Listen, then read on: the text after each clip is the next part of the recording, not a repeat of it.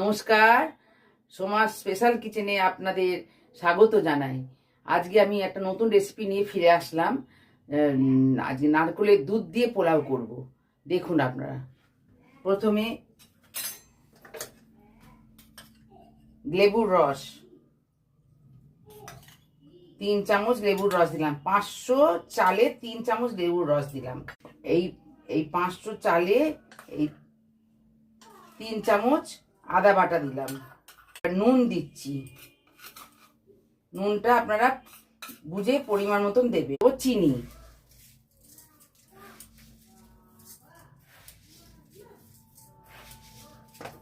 দিয়ে মাখিয়ে রাখবো।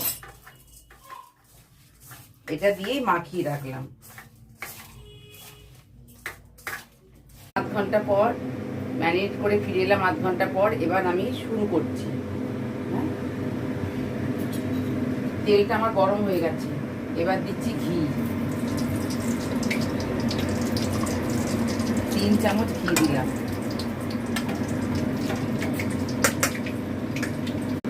এই তেজপাতা ফোড়ন দিলাম।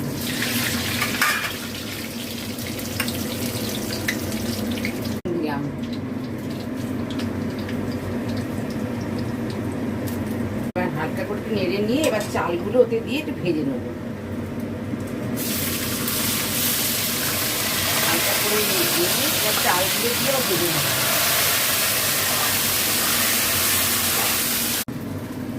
দেখুন এবার আমার ভাজা হয়ে গেছে চালটা।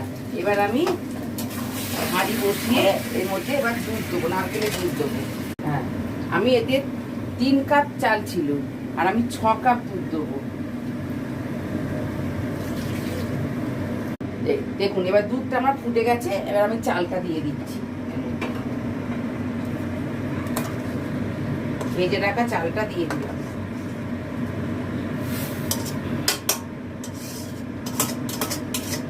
এবার আমি এই দুধটার সঙ্গে চালটার সঙ্গে একটু ভালো করে মিশিয়ে দিলাম।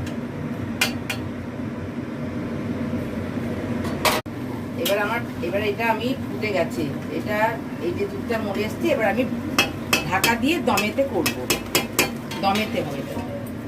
আচ্ছা, এটা এখন আমার দমে হয়ে গেছে। এবার খুলে দেখা কতটা ঝরঝরে হয়েছে।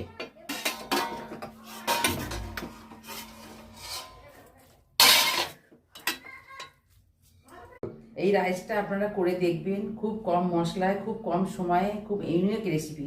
আপনারা করে দেখবেন, লাইক কমেন্ট করবেন। নমস্কার।